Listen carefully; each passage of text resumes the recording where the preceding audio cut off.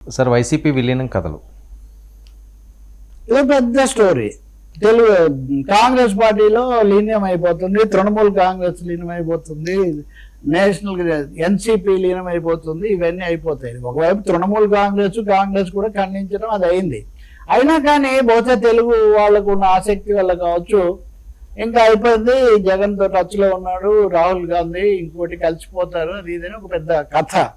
ఇది నా ఉద్దేశంలో తాడు పొంగలేని కథ. ఇది ఇప్పుడు యూపీఏ ప్రభుత్వం అధికారంలో ఉన్నప్పుడు ఇంకా 4 ఏళ్ల పాటు ఆ ప్రభుత్వం ఉంటుందని తెలిసినప్పుడు బయటకు వచ్చిన వాడు జగన్మోహన్ రెడ్డి. ఆ వచ్చినందుకు కేసులు, జైళ్ళు అందుకే పెట్టారని వాళ్ళ ఆరోపణ. ఏదైతే ఇవన్నీ అప్పుడే లేనిది కాంగ్రెస్ పార్టీ బలహీనపడిపోయి అధికారం కోల్పోయి 12 ఏళ్ళు పుష్కర ప్రధానమంత్రి ఊరేగుతున్నటువంటి ఈ సమయంలో ఇప్పుడే వెళ్ళి దాంతో కలవటం అనేది ఎందుకు జరుగుతుంది? తృణమూల్ కాంగ్రెస్ పరిస్థితి వేరు. 3 సార్లు గెలిచిన తర్వాత చాలా బలహీనమైన టార్గెటెడ్గా ఉన్నప్పుడు, పైగా ఆమె ఆ పార్టీలో నుంచి వచ్చినటువంటి పరిస్థితి కాబట్టి ఆమె వచ్చే నేపథ్యం వేరు. ఆమె సక్సెస్ అయ్యారు, జగన్ కూడా సక్సెస్ అయ్యారు. ఆయన కూడా ప్రతిపక్ష నాయకుడు అయ్యాడు, ముఖ్యమంత్రి అయ్యాడు. ఇప్పుడు 11 సీట్లకే ఉన్నప్పటికీ 40% ఓటింగ్ ఉంది. జగన్మోహన్ రెడ్డి తృణమూల్ కాంగ్రెస్ పరిస్థితిలో ఉన్నారని ఎవరు అనుకోవట్లా.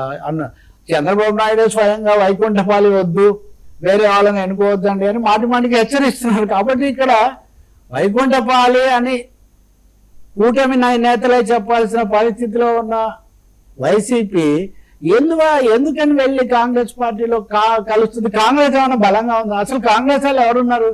పిసిసి మాజీ అధ్యక్షుడు బొత్స సత్యనారాయణ, పిసిసి మాజీ అధ్యక్షుడు శైలజానాథ్, ఈ మధ్యనే నేను చూస్తున్న రఘువీరారెడ్డి కూడా, ఆయన కూడా పిసిసి మాజీ అధ్యక్షుడు. ఆయన కూడా జగన్మోహన్ రెడ్డి విడిపోయినట్టు పరిస్థితులు ఎలా ఉన్నాయి, ఆయన కేంద్ర మంత్రి పదవి ఇస్తామంటే కూడా ఆయన తీసుకోలేదు, ఇవన్నీ చెప్తున్నారు. పోతే కొంతమంది ఉద్దేశపూర్వకంగా వ్యూహాత్మకంగా ఈ కథనాలు ఎక్కువ ప్రచారంలో పెడుతున్నట్టు కనిపిస్తుంది. ఇది కాంగ్రెస్ పని కూడా కావచ్చు. అంటే కాంగ్రెస్ బాగా గజిబిజిలో ఉంది, తిక్కమక్కలో ఉంది. ఒకవైపు కాంగ్రెస్ ముఖ్యమంత్రిగా ఉన్న రేవంత్ రెడ్డి గారు బీజేపీ దగ్గరికి పోతారేమో, మోదీ గారు వేదికల మీద పిలుస్తున్నారు అని ఒకవైపు ప్రచారం చాలా భారీ ఎత్తున జరుగుతుంటే, అప్పుడప్పుడు ఫార్మల్ గా తప్ప రేవంత్ రెడ్డి పని కట్టుకొని దాన్ని ఖండించే ఇదేంచి ఆయన అంత శ్రమ కూడా ఆయన తీసుకోవట్లేదు. నేనేది పోతాను అని ఏదో అనడం తప్ప. మొన్నైతే కనుక కాంగ్రెస్ ఎంత ఇదిగా ఉందంటే, ఇండియా సమావేశానికి సిపిఎం వాళ్ళు లేఖ రాశారు, మీరు మా పినరాయి విజయన్ బీజేపీతో ఉన్నాడు అన్నారు, ఇలాంటివి మాట్లాడితే ఇండియా ఎట్లా కుదురుతుందంటే, నేను నా ప్రత్యర్థిని నేను హక్ చేసుకోలేను అన్నాడు రాహుల్ గాంధీ.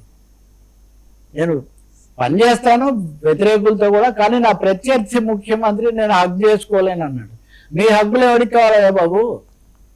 మీ హక్కులు మాకేం అక్కర్లేదు, రాజకీయంగా సరిగ్గా ఉన్నారో లేదో చూసుకోండి అని వాళ్ళు చెప్పారు. నేను చెప్తుంది ఏంటంటే, ఇండియాలో కూటమిలో ఉన్న వాళ్ళు, దగ్గరగా ఉన్న వాళ్ళే రాహుల్ గాంధీ పద్ధతి పట్ల అంత తీవ్రంగా ఉంటే, ఇప్పుడు వైసీపీ వాళ్ళు ఒకవైపు కేసులు, ఇక్కడ ఇంకో సమస్య కూడా ఉంది.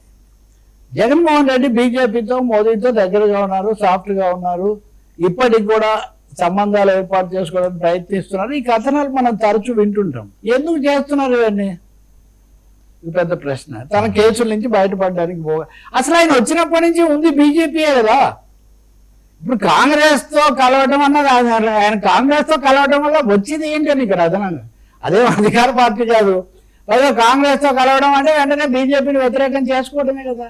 కాబట్టి ఈ కథ అన్నది తడు పొంగడం లేకపోవడం, ఇంకా పైగా ఇంకా కుటుంబ పరంగా చూస్తే షర్మిల గారు అక్కడ పిసిసి అధ్యక్షురాలుగా ఉన్నారు.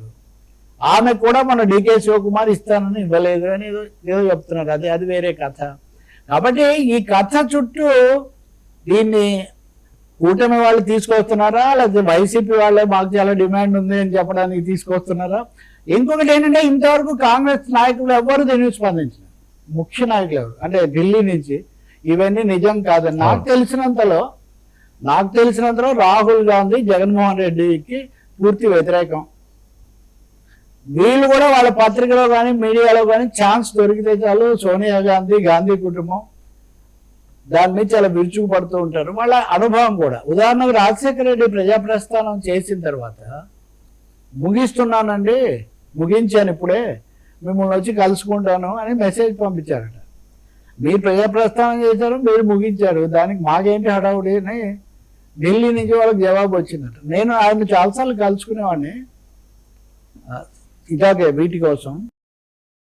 ఢిల్లీ అధిష్టానం వాళ్ళ వైఖరి వేరు అన్న విషయంలో రాజశేఖర రెడ్డికి పూర్తి స్పష్టత ఉండేది. అప్పుడే అలా ఉంటే తర్వాత వ్యతిరేకించి బయటికి వచ్చినటువంటి జగన్మోహన్ రెడ్డి ఏదో వెళ్ళి కలవటం, ఇప్పుడు మళ్ళీ కాంగ్రెస్ పార్టీకి ఊపిరిపోయటం, అవన్నీ ఎందుకు జరుగుతాయి నేనైతే ఏమీ అనుకోవట్లేదు. కానీ మీడియాలో దీన్ని కథను మటుకు అలా నడిపిస్తూ ఉన్నారు. వ్యతిరేకులు ఎక్కువ ఇట్లాంటివి నడిపిస్తూ ఉంటారు, వ్యతిరేక వర్గాలు, కారణం ఏదైనా కావచ్చు. అదే జగన్ అయితే తగ్గేది లేదన్నది వాళ్ళ, ఇంకేం తగ్గుతాడు 11 సీట్లకు తగ్గాడు కదా అని ప్రతి ఒక్కరు రాజకీయాల్లో ఎన్నికలు అన్నాక ఓడిపోతుంటారు, గెలుస్తుంటారు అనుకో, అంతే కదా.